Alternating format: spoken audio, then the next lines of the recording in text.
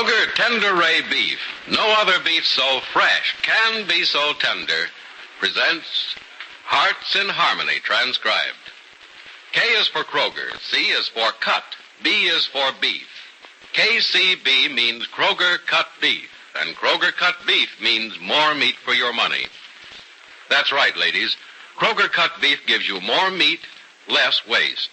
You see, before the meat is weighed and priced, the Kroger method of cutting beef removes excess bone, excess waste, and stringy ends. Yes, that's before the meat is weighed and priced. And that's why Kroger cut beef gives you more meat for your money. It's top U.S. government grades of beef, meat that's tender, juicy, rich red, and marbled with just the right amount of flavory fat. Yes, it's a better value in top-grade beef. Now, for example, let's take a Kroger cut sirloin steak. Before the steak is weighed and priced, the Kroger method of cutting beef removes the stringy end, excess waste, and excess bone. So you get a better value because you don't pay steak price for stringy meat, excess bone, or waste. But whether you buy a steak or roast, you receive more meat, less waste. That's at your Kroger store. Visit your neighborhood Kroger store soon. Make it a rule to buy Kroger cut beef and get more meat for your money.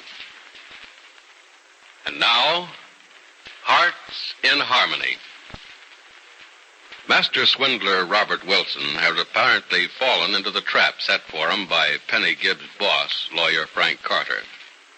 Tonight, Wilson is coming to see Carter. It's late afternoon now, and in Carter's home, Penny says, "What did Mr. Wilson say on the telephone?" Well, first he asked if I were the John Lester Adams who's been collecting money for charity. Then what? He didn't have too much to say. As soon as he was sure he was talking to the right man, and, oh, brother, he should know who he was really talking to. No, let's hope he never finds out about that till it's too late. Well, if we're smart, he won't. Yeah. But anyway, all he said is that he wanted to talk to me about a business matter, and could he come up and see me? He didn't mention anything about money, of course. Oh, no, he's too smart for that. He wants to get a look at me first and try to guess how to handle me. I guess what we should be worrying about is how to handle him. Well, we've had a meeting out of our hands so far, Penny. That letter warning people not to give money to him has worked beautifully. He's been told by everybody in Rossville and the neighboring towns that their contributions have been pledged to me. Now I think he's coming to try to get his share. Mm-hmm. Oh, about that letter, Frank. What? When Captain Hollow signed it, didn't he open himself to libel in case Mr. Wilson turns out to be innocent? Oh, you weren't here when the captain and I argued about that letter, Penny. He wasn't going to sign it. Not because he didn't want to help me, but because he couldn't involve the police department in a libel suit. But when I told him what Wilson did to the Reverend Dr. Judson... That convinced him, Well, Dr. Judson himself convinced the captain. And I'll tell you something interesting. Wilson has produced Dr. Judson's letters of recommendation several times in his requests for money. 12 people have reported that to the captain.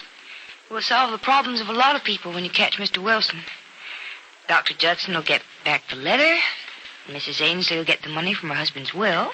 Depends on whether or not Wilson has any money, Penny. Yeah, he probably spent Mr. Ainsley's $10,000 years ago. Easily. But I'm hoping he has money of his own in the bank so that Mrs. Ainsley will at least get part of what's coming to her. Now, let's see, it's 6 o'clock. Wilson isn't due here till 9. I'd offer to take you to dinner, but I think I'd better stick here in case Wilson shows up early. Oh, thanks. I promised I'd be home for dinner anyway. Oh, is everything all ready for him? Yeah. I called Captain Hollow before you got here. He's going to have men around the place. And I also set the most important part of the trap. What's the most important part of the trap? Sit across the desk from me. All right. Right here. Mm-hmm. I'll sit over here as if I were interviewing you. Okay, now what? I'll sit down first. All right, I'll sit down first. Right. Now, you're Wilson, I'm Adams. And I'm just sitting here waiting for you to talk, right?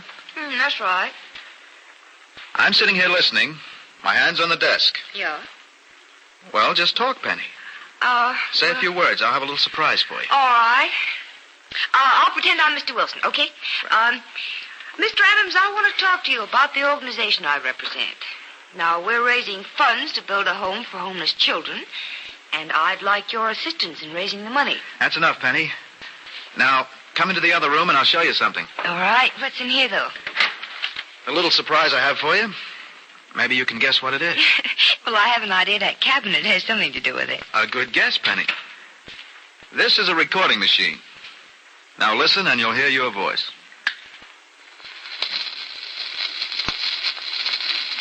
I'll pretend I'm Mr. Wilson. Mr. Adams, I want to talk to you about the organization I represent. Now, we're raising funds to build a home for homeless children, and I'd like your assistance in raising the money. That's exactly what you said to me in the other room, isn't it? Yeah, it sure is. And you didn't see me turn on a switch of any kind, I'm sure. No.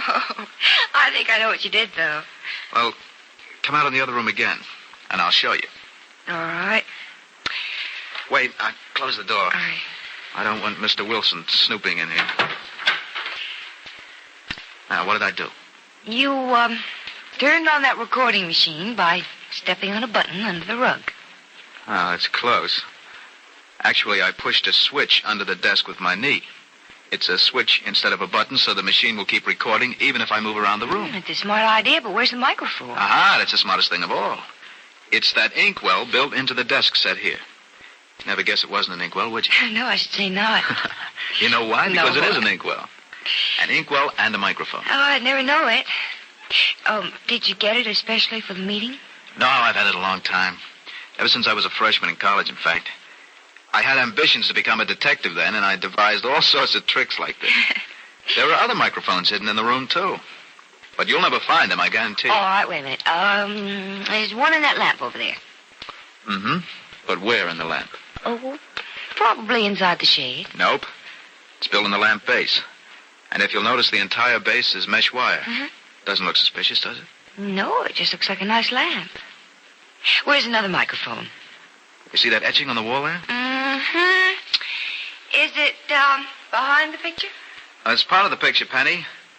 The face of the microphone is behind the cathedral window at the top of the etching.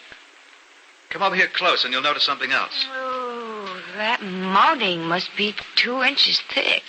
It is, because the microphone is embedded in the mounting. You see any wires? No, only the wires holding up the picture. Those are the microphone wires. Going into the wall, through the next room, and the recorder. No microphone wires show anywhere in here, Penny, because wires are a giveaway. And I suppose men like Mr. Wilson always look for things like hidden microphones, hmm? Well, if they don't, they should. And I think Wilson will. I think I'm all set for our friend Wilson, don't you? Yes, I should say so. Now all we need is a little luck and Wilson with a loose tongue. When will the police get in here? They'll be here pretty soon. Captain Harlow said they'd come in the back way and keep out of sight just in case Wilson is suspicious and does a little prowling around himself before he comes in. Well, you don't think he is suspicious, do you? I mean, there's nothing for him to suspect. No, there isn't. Maybe I fear his suspicions because I know this is a trick and I have a guilty conscience. You mean maybe Mr. Wilson does? Men like Wilson don't have a conscience, Penny. That's why I don't care what tactics I use to trap him. I took up law as a career because there are too many men like him in the world. Too many getting away with it, too. Yeah, one by one they're caught, though. Yeah, and one by one others crop up to take their place. Penny, there's always going to be a war, an open war, too, between law and lawlessness. Because too many men with brilliant minds haven't got the patience to find success the hard way. By honest, long, tedious work. So we're going to make Mr. Wilson sorry he tried success the easy way. I hope. It's a fine time just to hope. He'll be here in a couple of hours. Yeah. I'm getting nervous, too. Yeah, I should think you would. Frank. What? Have you thought of how you'll get him to say the things you want him to? No. I gotta wait and see what he says first. Sort of feel my way along. Mm-hmm. That's really what I'm nervous about. One slip and Wilson will be wise, and that's the last we'll ever see of him. In other words, it's now or never, isn't it? Now or never, Penny. Worse than that, if Wilson gets suspicious even a little bit, there may be unpleasant consequences for us. I don't mean just a blow on the head, which is what you've already received from him. Oh, he wouldn't do anything but run and go into hiding. Hope you're right, Penny. Now, let's not worry about that now. You better go home and get some supper. I'll phone you as soon as something's happened. But don't expect a call from me till around midnight. I think it's going to take me a long time to get what I want out of it.